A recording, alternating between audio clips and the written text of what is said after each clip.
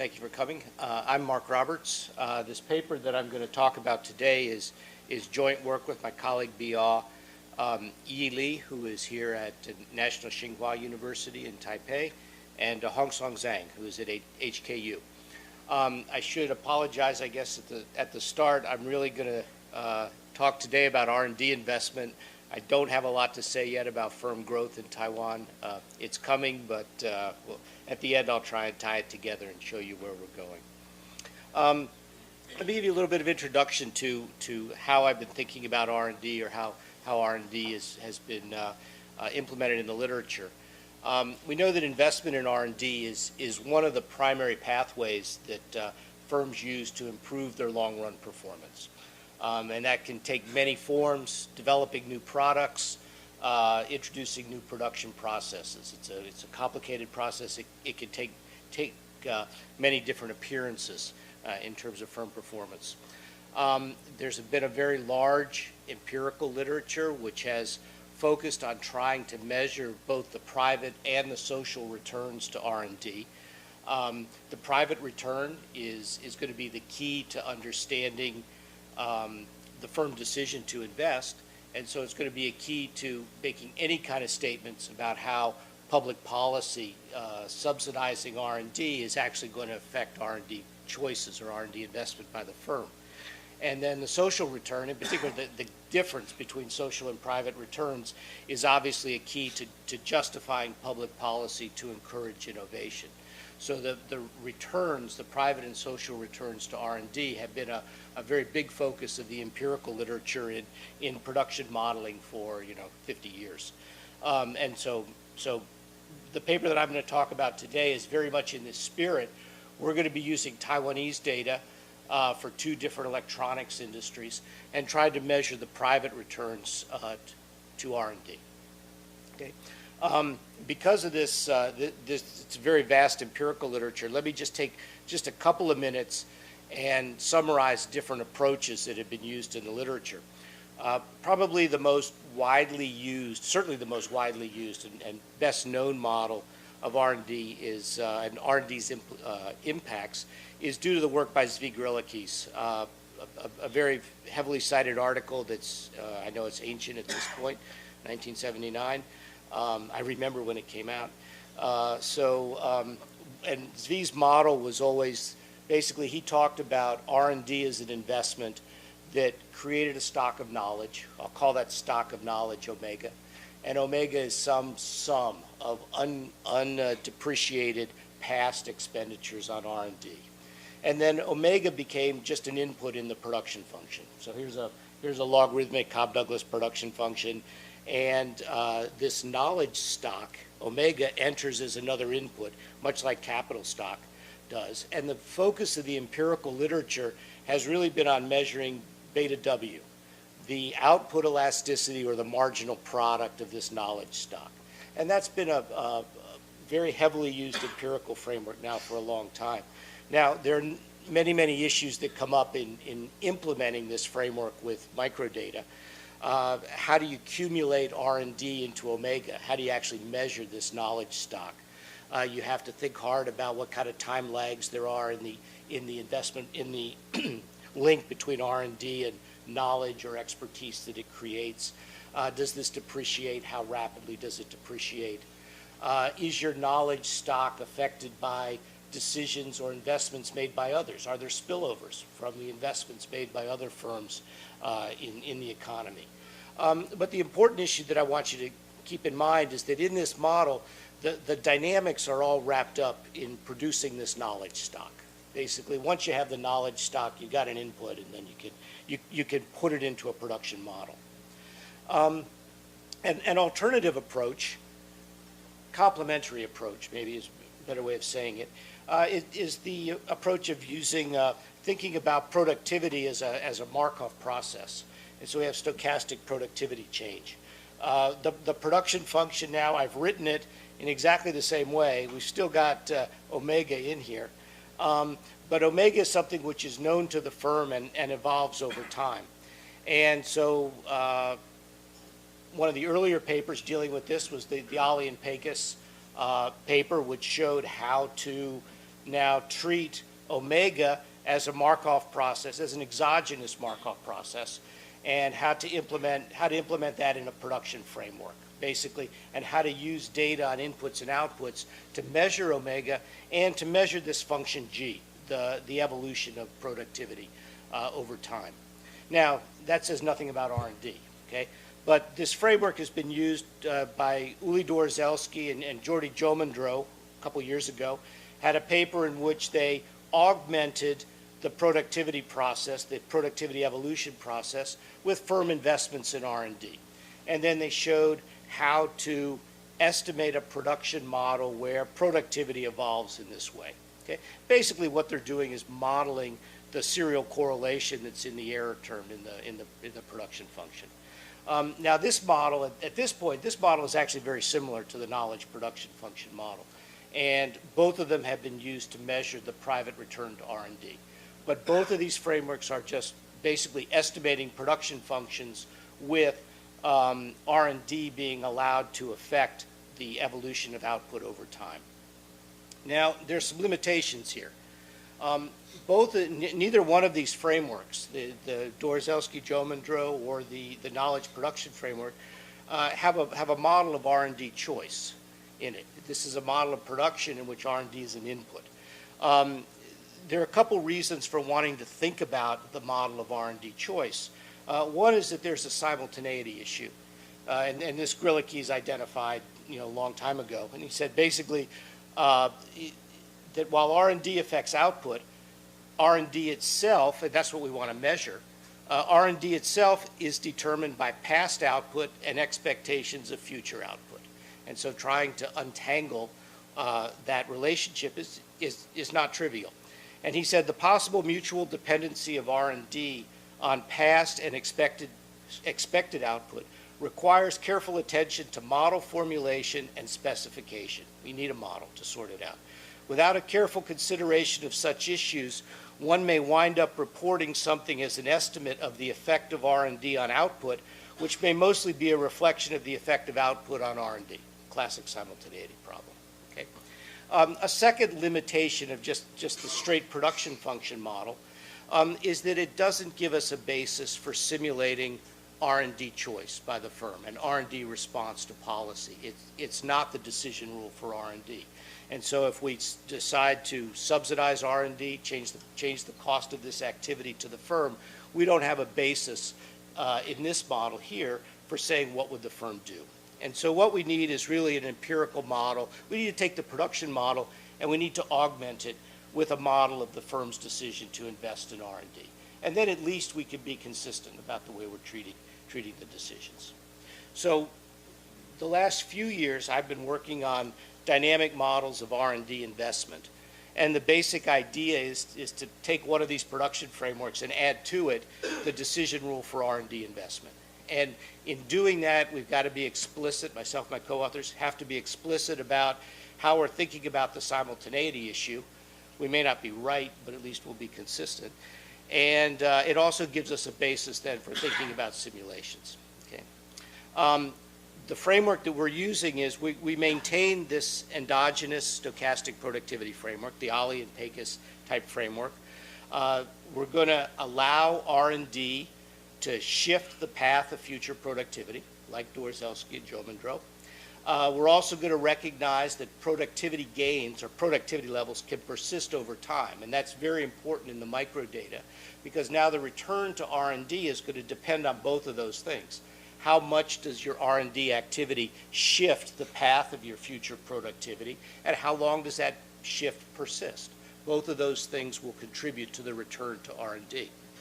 So here's some examples. These are my papers where we've implemented this. In paper with Biao and Daniel Xu, this is using Taiwanese electronics data, actually.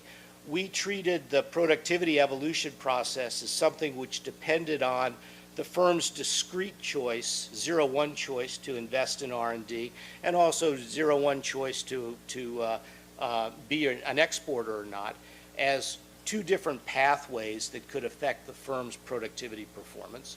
And so we developed a dynamic decision rule for R&D investment using this as our process for productivity evolution.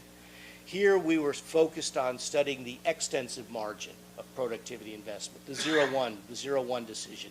What's the difference in the return to R&D between firms that choose to invest and firms that don't choose to invest, the discrete decision.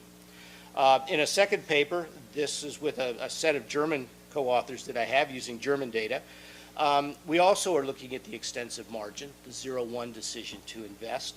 But here we have data on innovations. That's what the D and Z are. These are, did the firm introduce a new product or a new production process? And we allow those introductions, the probability of those introductions, to depend on the firm's decision to invest in R&D. So we have a kind of an extra twist in the process. The paper that I'm going to talk about today, the one that we're working on at the moment, with my Taiwanese and Chinese co-authors, is also now a paper that looks at the intensive margin. We're modeling the continuous choice of R&D, the level of R&D expenditure that the firm is going to make. And we're going to model the productivity evolution process as something that persists, depends on past omega. R&D can shift it, but it's also going to depend on the capital stock of the firm. And this is how we're going to get a link, one way in the model that we're going to get a link between R&D investment and ultimately the return to capital, the effect on capital. Okay, so this is the paper that I'm going to talk about today. Let me give you a simple model, 2 slides of a model that we can actually estimate empirically using microdata on R&D investments, outputs, and inputs.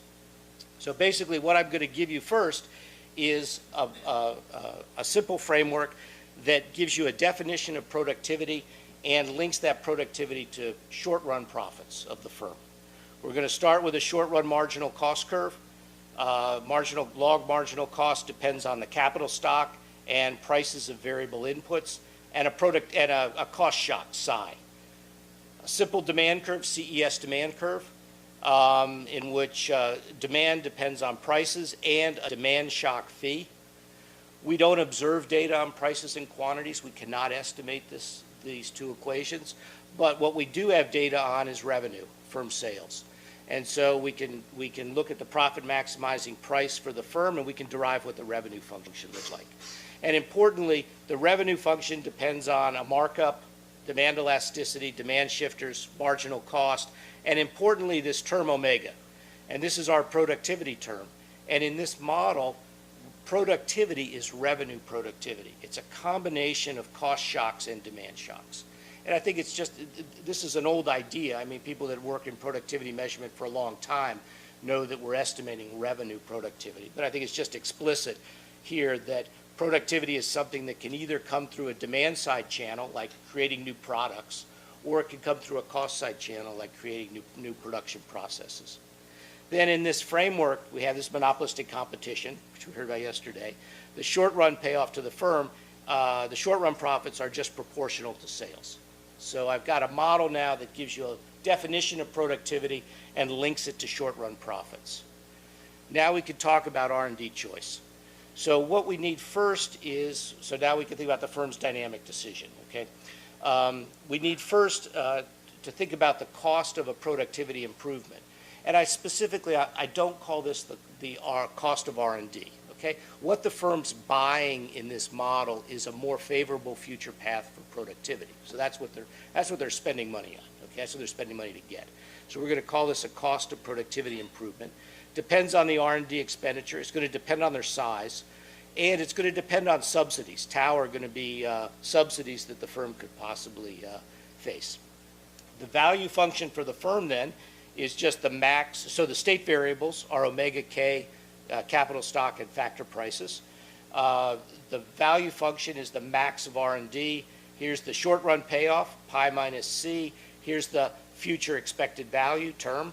And this is what we're interested in, really, is measuring this expected future payoff to R&D. And this thing is going to depend on our productivity process, right? So it's the expectation over the future productivity levels, where those future productivity levels are driven by this productivity evolution process. So we're going to estimate these things. Yeah.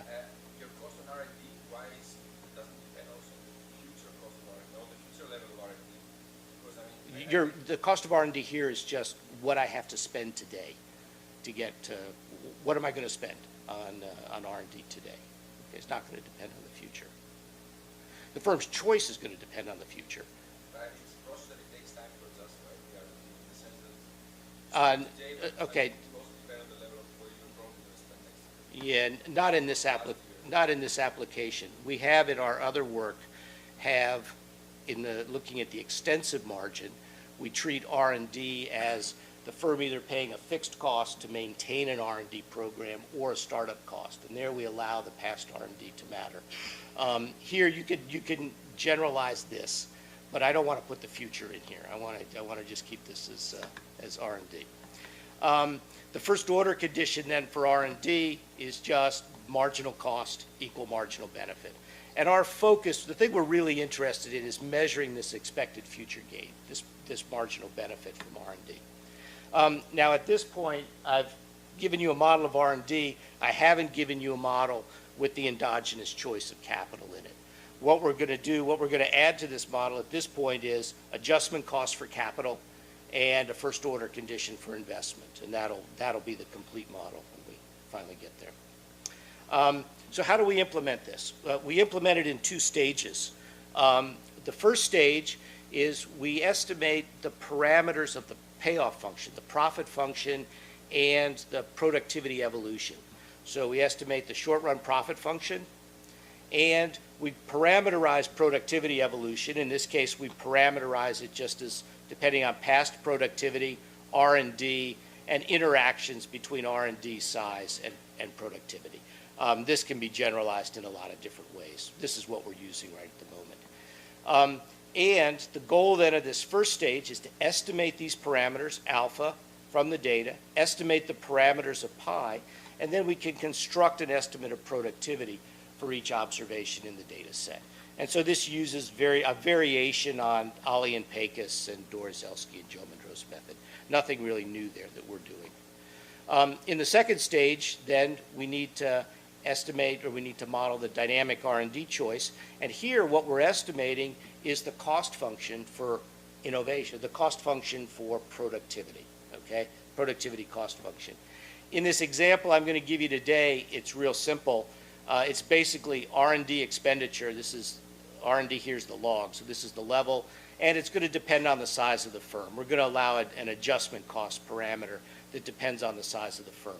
The important point I'm trying to get here is that we're going to allow capital and R&D to interact at several different stages in this model. First in the profit function, the short-run payoff, second in the productivity evolution process, and third in the cost of R&D. And so we'll be able to sort out some kind of complicated pathways, I think, between capital and R&D investment. In order to do this, tau is subsidies. We don't have the subsidy data yet. We're in the process of collecting that. So I treat the subsidies as zero in the results I'm going to give you. That's not right, but we don't have the full subsidy data yet. In order to do this, you know, it's a dynamic model. We need to approximate the value function, the expected future value, and the policy function for R&D, and we're going to do that using function approximation. And then finally, we'll minimize distance between the data and the model predictions for R&D. So that's the basic structure of the model, estimated in two stages. Let me talk a little bit about results. Okay, give you an idea of what this model can produce. So the application we're looking at is two Taiwanese electronics industries, electronics components and consumer electronics. We have a period 2002 to 2014. These two sectors account for 80% of Taiwanese manufacturing sector R&D. So this is where the action is. These are the two industries that are primarily responsible. The data set that we have differs from what I've used in earlier projects. These are publicly traded firms that we have. And so the data comes from financial statements. These are larger firms. And in particular, all the firms invest in R&D. Okay, there's virtually no zeros. There are virtually no zeros in the data, so it's impossible for us to study the extensive margin of adjustment here. We're looking at the intensive margin. How much do you spend on R&D, and ultimately how's that going to be related to your investment in capital? There's also very little entry and exit in this data set. Is maybe 2% entry and 2% exit each year. So it's basically a balanced panel. Okay. It's also, importantly, it's comprehensive firm data. And so these are Taiwanese parent companies, but the data includes their operations around the world, and in particular their FDI in China. This is really important because over time, you can see that, we know that a lot of the production is shifted to China. So here's an example, just in the electronic components industry. This is the share of the consolidated firm's capital stock, which is accounted for by the parent firm in Taiwan. Okay? And it goes from 2002, 85% of the firm's capital stock was in Taiwan. By the end of our period, it's down less than 55%, roughly. So we know that the capital is going offshore. This is going to be crucial for us because if we want to measure, and then I should say the R&D has also moved, but to a much lesser extent. Okay, more of it still seems to be remaining with the parent company in Taiwan. So this is going to be important because if we're trying to look at one of the things that R&D can do is affect the incentive to invest, we better be capturing where they're doing the investment. Okay, we can't just look at Taiwanese outcomes. And so this basic pattern is true in both of these industries. So here's what our structural parameters look like.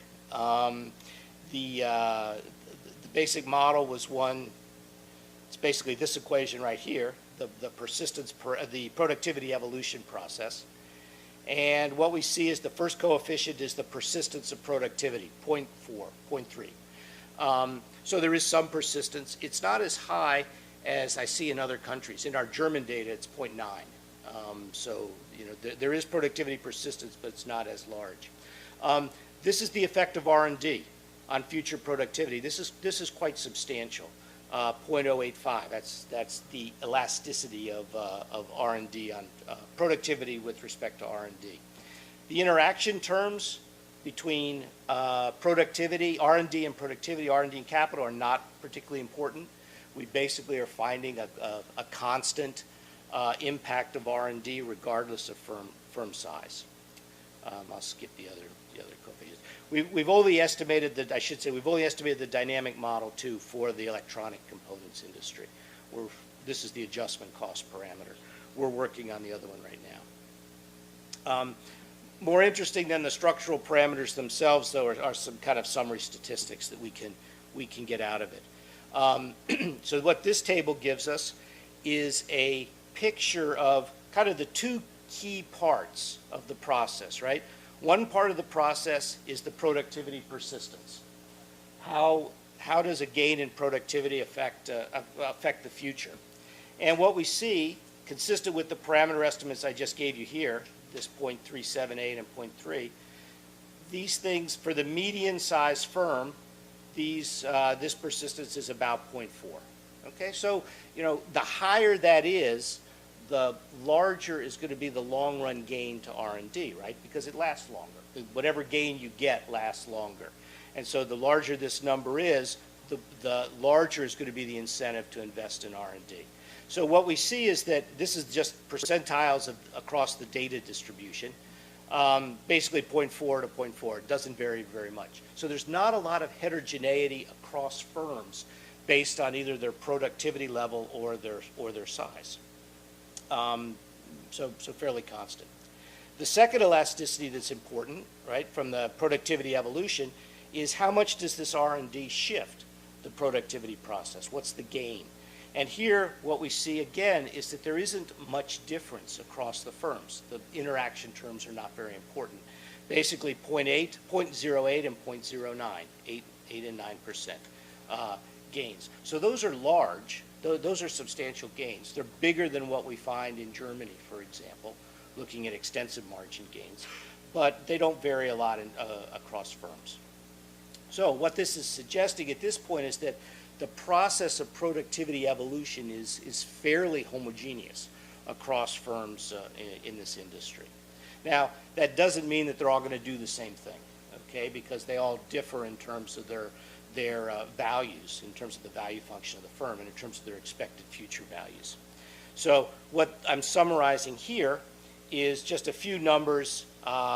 This is model predicted R&D, this is data R&D, and this is just the percentiles of these distributions. And I just want you to show you that we match at least the middle of the distribution, the 10th to 90th percentile, very well in the data. What I'm not showing you is that we do a horrible job of measuring the upper tail of the distribution. There's a long upper tail that the model's not fitting yet. This is basically one parameter. It's one adjustment cost parameter that's allowing this fit. So it's a pretty good start, I think. What we can do then is once we have all the estimates, right, we can calculate the expected future payoff. And this is really what we're after. And here, this is again the percentiles of the distribution.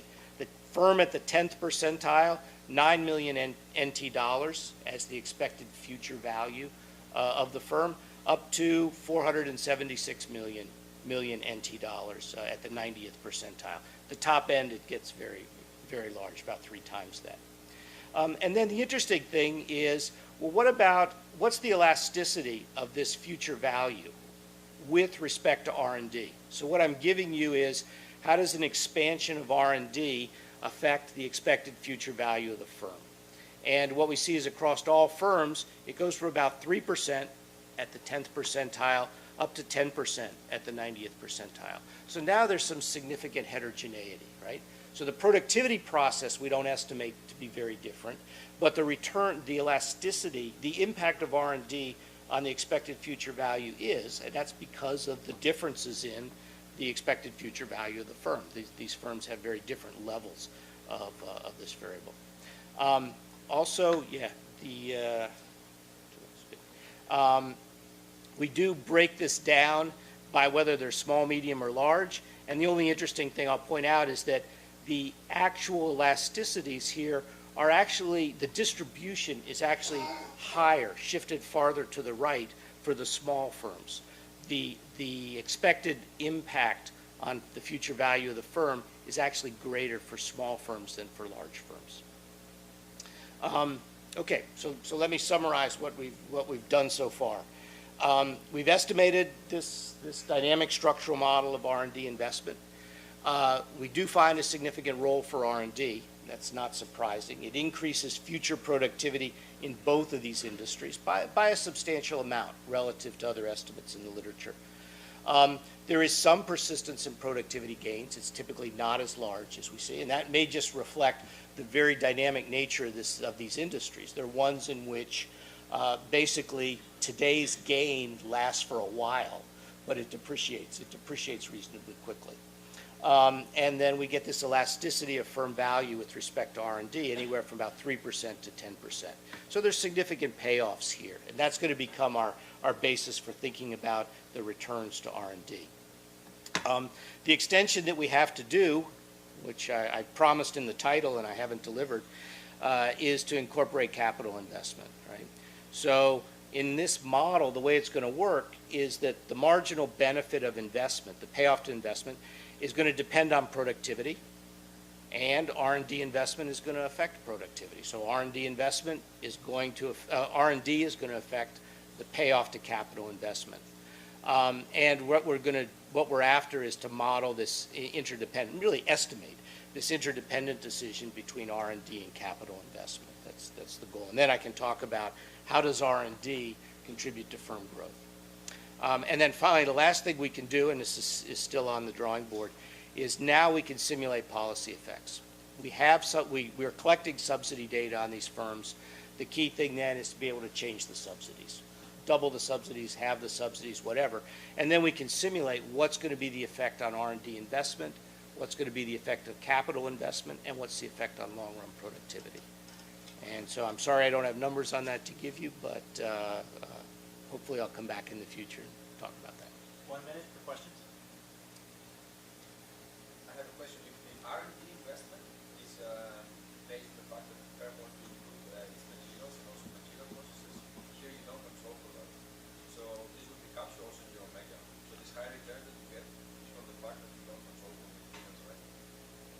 In a sense that if you make an investment, if there's electronic company, then each company probably will invest in better material. All we need in this model is, it all comes, the control for the variable inputs comes from the factor prices.